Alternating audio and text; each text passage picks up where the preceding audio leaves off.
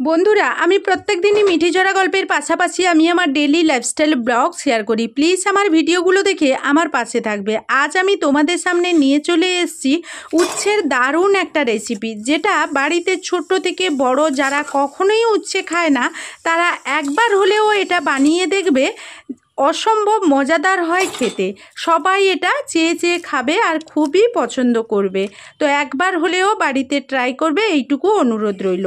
আজকের মিঠিঝরা ধারাবাহিকের নতুন আপডেটে দেখা যাচ্ছে যে সকলকে চিরকালের মতো মুক্তি দিয়ে বিল্লিকে ছেড়ে বাড়ি ছেড়ে চলে গেল এবার রায়। সকালবেলা স্রোত পুলিশ অফিসার নিয়ে এসে অনির্বাণের বাড়িতে, তখনই অনির্বাণকে দেখিয়ে বলতে থাকে, অফিসার, এই লোকটা আমার দিদিভাইকে মানসিক অসুস্থ করে, মানসিক অত্যাচার করে ওকে অসুস্থ করে দেওয়ার চেষ্টা করছে, ওকে বাড়ি থেকে তাড়িয়ে দিতে চাইছে, আর এই সিমরান নামক মেয়েটাকে ওর জীবনে জায়গা দিতে চাইছে, আর আমার রায় দিদিভাই হলো তার প্রধান টার্গেট। আর এই টার্গেটটাকে সফল করার জন্য সে বিভিন্নভাবে আমার রায় দিদিভাইয়ের ওপর চাপ সৃষ্টি করে যাচ্ছে। তাই অফিসার, আপনার কাছে অনুরোধ, আপনি এই প্রবলেমটাকে সলভ করুন। তখনই পুলিশ অফিসার অনির্বাণকে বলতে থাকে, মিস্টার অনির্বাণ সিনহা, আপনার উপর যে সতীশ্রেণী দেবী যে অভিযোগ এনেছে সেটা কি সম্পূর্ণ সত্যি? অনির্বাণ বলতে থাকে, দেখুন, যার জন্য এত অশান্তি শুরু হয়েছে তাকেই বরং ডেকে পাঠান না, তার মুখ থেকেই আপনারা বরং সবকিছু শুনে নিন, এ বিষয়ে আমার কিছু বলার নেই। ঠিক তখনই ওখানে দাঁড়িয়ে থাকা সোহিনী বলতে থাকে, হ্যাঁ অফিসার, আমার ছেলে ঠিকই বলেছে, যার জন্য এত অভিযোগ এসেছে আমার ছেলের ওপরে, তাকে বরং আপনারা ডেকে ওর মুখ থেকেই শুনে নিন না যে আমার ছেলে ওর উপরে কোনো রকম চাপ সৃষ্টি করেছে কিনা। তখনই ওখানে স্রোত বলতে থাকে, হ্যাঁ নমিতা দিদি, তুমি আমার রায় দিদি ভাইকে ডেকে আনো। ঠিক সেই মুহূর্তে ঘরে গিয়ে যখন নমিতা দেখে রাই ওখানে নেই, ঠিক তখনই সেখান থেকে ছুটে এসে বলতে থাকে যে বৌদিমণিকে তো কোথাও খুঁজে পাচ্ছি না, আর আমি গোটা বাড়ি খুঁজে দেখেছি, বৌদিমণিকে আমি পাচ্ছি না। তো বিল্লিকে বাড়িতে রেখে গেছে, বিল্লিকে যেখানে শুয়ে রেখেছিলাম ঠিক সেখানেই আছে। ঠিক তখনই সিমরান বলতে থাকে, ঠিক এরই মধ্যে ও কোথায় চলে গেল, আমাদের সবার চোখকে ফাঁকি। ঠিক তখনই রায়ের বৌমণি, রায়ের দাদাভাই সবাই বলতে থাকে, মেয়েটা ভীষণ অসুস্থ, ওর উপরে এত অবহেলা সৃষ্টি করেছো কেন বলো তো? তখনই অনির্বাণ বলতে থাকে, ব্যাস, এই পুরো বাড়ির নাটক আবার শুরু হয়ে গেল, এগুলো আর সহ্য করতে পারছি না, এরা আমাকে যতক্ষণ না মেরে ফেলছে ততক্ষণ এরা শান্তি পাচ্ছে না। বৌমণি, আমি এটা তোমাদের কাছ থেকে আশা করিনি, দেখো তোমার ননদিনী বা আবার কোনো নতুন নাটক শুরু করলো কিনা, কারণ সকলের মন জয় করার জন্য প্রথমবার তো একটা প্ল্যানে ও ব্যর্থ হয়ে গেছে, আবার হয়তো নতুন করে কোনো প্ল্যান করার চেষ্টা করছেন। অফিসার বলতে থাকে, দেখুন, আমরা কিন্তু এখানে কোনো কিছু শুনতে চাই না, কার কতটা দোষ বা কে কি করছে সে বিষয়ে আমরা কোনো কিছু জানতে চাই না, এই বিষয়ে যে ভিকটিম আমরা তার মুখ থেকে জবানবন্দি শুনতে চাই। মানে স্রোত বলতে থাকে, দেখুন অফিসার, আমার রায় দিদি ভাইকে কোথাও পাওয়া যাচ্ছে না, না এরা ষড়যন্ত্র করে আমার রায় দিদি ভাইকে কোথাও সরিয়ে দিয়েছে, সেটা তো অন্তত আপনি যাচাই বাছাই করবেন। আপনাদের কাছে হাত জোড়ো করে অনুরোধ করছি, আমার রায় দিদি ভাইকে যেখান থেকে হোক খুঁজে বের করে দিন। তখনই রায়কে খোঁজার জন্য যখন অফিসাররা বেরিয়ে পড়ে, ঠিক তখনই স্রোতের শ্বশুরমশাই স্রোতকে আশ্বাস দিয়ে বলতে থাকে, স্রোত, একদমই টেনশন করিস না, কারণ রায় কোথাও চলে যায়নি, আমার দীর্ঘ বিশ্বাস যে ওকে যে কোনো এখানে বাস স্ট্যান্ডে কিংবা রেলওয়ে স্টেশনে ওকে খুঁজে পাওয়া যাবে, কারণ এদের অত্যাচার সামলাতে না পেরে ও হয়তো এদের থেকে একটু দূরে চলে গেছে, ও সবার থেকে নিজেকে দূরে নিয়ে যাওয়ার জন্য এখান থেকে অনেক দূরে চলে যেতে চাইবে। তাহলে এখান থেকে যাওয়ার জন্য ওকে তো রেলওয়ে স্টেশনে, না হলে ওকে বাস স্ট্যান্ডে, নয়তোবা ও এয়ারপোর্টে যাবে, আর এয়ারপোর্টে যাওয়া মাত্রই ওর তো পাসপোর্টের প্রয়োজন হবে, ও যেহেতু পাসপোর্ট নিয়ে যায়নি, তা হয়তো ও ট্রেনে করে না হলে বাসে করে ও যাবে। তাহলে আমরা এক কাজ করি, চল যত শীঘ্রই সম্ভব আমরা সবাই ছড়িয়ে পড়ি, হয় বাস স্টেশনে, রেলওয়ে স্টেশনে, সব জায়গায়, সকল জায়গায় তন্ন তন্ন করে খুঁজি। তো বন্ধুরা, এই ছিল মিঠিঝরা ধারাবাহিকের নতুন আপডেট। তো চলো এখন আমার ব্লগ ভিডিওর সঙ্গে কি করি না করি দেখতে থাকো।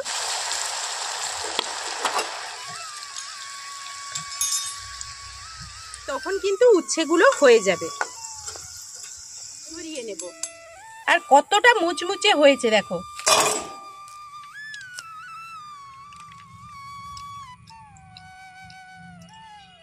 কেমন হয়েছে বাবা? হ্যাপি হয়েছে, হ্যাপি হয়েছে, কিন্তু ভালো, কিন্তু ভালো। তো বন্ধুরা, আজকের আবারও নতুন একটা ভিডিও নিয়ে তোমাদের সামনে হাজির হয়ে গেছি। তো আজকের আমি বানাবো উচ্ছে কিভাবে খুব সহজে মুখরোচকভাবে রান্না করব, উচ্ছেটা তেতোর জন্য বাড়িতে সবাই কিন্তু পছন্দ করে না। আজকের আমি যেভাবে উচ্ছেটা বানাবো, বাড়িতে ছোট থেকে বড় সবাই কিন্তু উচ্ছেটা চেয়ে খাবে। তো চলো বন্ধুরা, পুরো ভিডিওটা দেখতে থাকো। আশা করবো আজকের ভিডিওটা তোমাদের কাছে ভালো। আমি উচ্ছের এই রেসিপিটা বানানোর জন্য কয়েকটা উচ্ছে নিয়ে নিয়েছি, আর উচ্ছেটাকে খুব ভালোভাবে জলে পরিষ্কার করে আগে থেকেই আমি ধুয়ে নিয়ে চলে এসেছি। তো উচ্ছে তো তোমরা সবাই কাটতে জানো, আমি ঠিক এই রেসিপির জন্য কেমনভাবে উচ্ছেটা কেটে নেব সেটাই তোমাদের সঙ্গে শেয়ার করব। প্রথমেই আমি উচ্ছেটাকে এইভাবে কেটে নেব।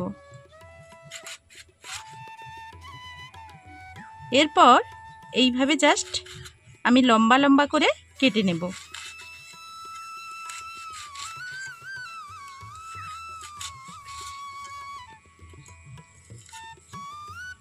এরপর উচ্ছের মধ্যে যে এই বীজটা আছে এটাকে আমি এইভাবে বের করে দেব।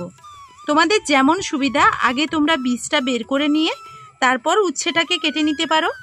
আমি জাস্ট এইভাবে উচ্ছের বীজটাকে বের করে নেব।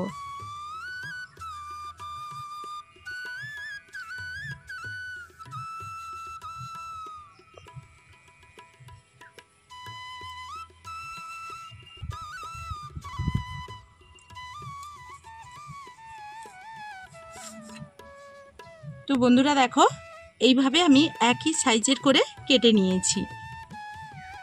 তো এইভাবে যে কটা উচ্ছে আমি নিয়েছি সেই কটা উচ্ছে খুব ভালো করে কেটে তোমাদের সামনে চলে আসি। বন্ধুরা এখন দেখো আমি সবগুলো উচ্ছে কিভাবে কেটে পরিষ্কার করে নিয়েছি। তো একটাওতে কি কোনো রকম কিন্তু বীজটা নেই, বীজ আমি এরকমভাবে মাঝের যে আঁতি বা বীজ থাকে সেটা আমি বের করে দিয়েছি। দেখতেই পাচ্ছ বের করে দিয়েছি। তো এখন আমি এইভাবে পরিষ্কার করে নিয়েছি। আর প্রথমেই কিন্তু কেটে নেওয়ার আগে জলে ধুয়ে পরিষ্কার করে নেবে। এখন আমি পরিমাণ মতো লবণ নিয়ে নেব।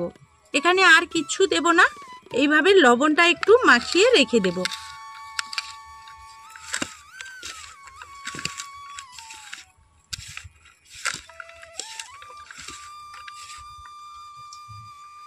তো খুব ভালো করে মাখিয়ে নিয়েছি। এখন এক সাইডে এটাকে ঢাকনা দিয়ে আমি 5 মিনিটের জন্য 5 মিনিট পর তোমাদের সামনে আবার চলে এসেছি। এখন ঢাকনাটা খুলে দেখে নেব। তো উচ্ছেগুলো থেকে কতটা জল বেরিয়ে গেছে।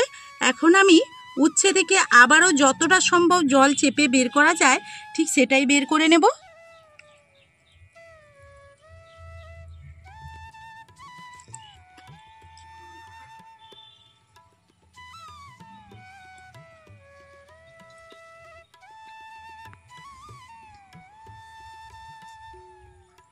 তো এইভাবে যদি উচ্ছেগুলো থেকে জল বের করে দেওয়া যায় তাহলে কিন্তু তেতোটা অনেকটাই কমে যাবে।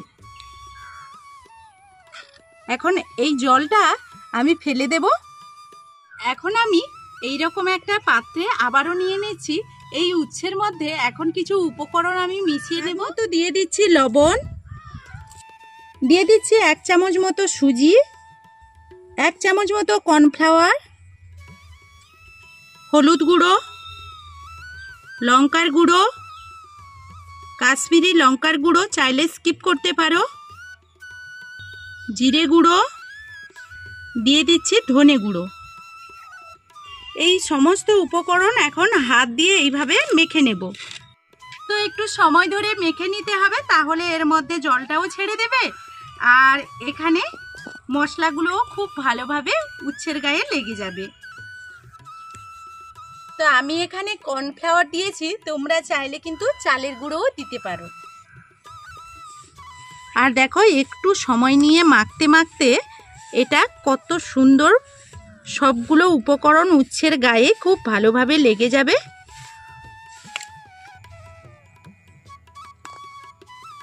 তো এইভাবে যদি মাখাতে মাখাতে জল জল একটু হয়ে যায় তাহলে তোমরা কর্নফ্লাওয়ার বা চালের গুঁড়ো এখানে একটু দিয়ে দেবে। তো আমি খুব ভালো করে মাখিয়ে নিয়েছি। তো এটা আমি এক সাইডে সরিয়ে দিয়ে এখন আমি তেলটা গরম করে নেব। এখন আমি কড়াইয়ের মধ্যে কিছুটা তেল দিয়ে দিচ্ছি। তেল দিয়ে খুব ভালোভাবে তেলটাকে গরম করে নেব। প্রথমে একটা দিয়ে দেখে নেব তেলটা গরম হয়েছে কিনা। তো তেলটা কিন্তু এখনো গরম হয়নি, তেলটা এতটাই গরম করে নিতে হবে যাতে তেলের মধ্যে উচ্ছে দেওয়ার সঙ্গে সঙ্গেই ভেসে যায়। তো এখন আমার তেলটা ভালোভাবে গরম হয়ে গেছে, এর মধ্যেই আমি দিয়ে দেব।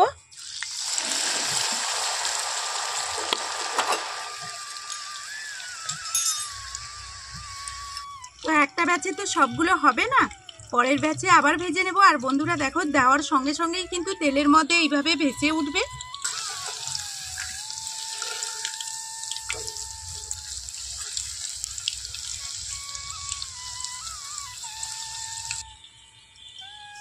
তো বন্ধুরা, যখন উচ্ছেগুলো আমি তেলের মধ্যে দিয়েছিলাম অনেকটাই বুদবুদে ছিল, এখন দেখো বুদবুদটা অনেকটা কমে গেছে। তেলের বুদবুদটা যখন একেবারে কমে যাবে তখন কিন্তু উচ্ছেগুলো হয়ে যাবে।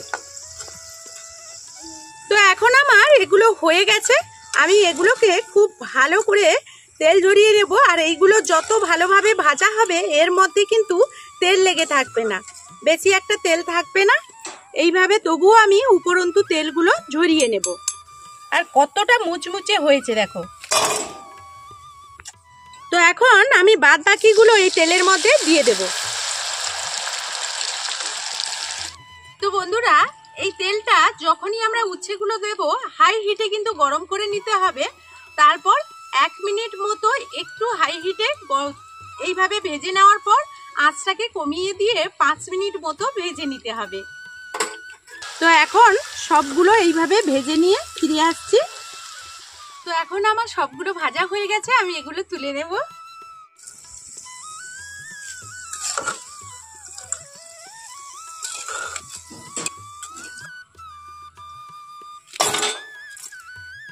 আর বন্ধুরা, উচ্ছের এইরকম একটা মুখরোচক রেসিপি তোমরা খুব সহজে বাড়িতে বানিয়ে নিতে পারবে। তো বন্ধুরা দেখো, এটা কতটা মুচমুচে হয়েছে।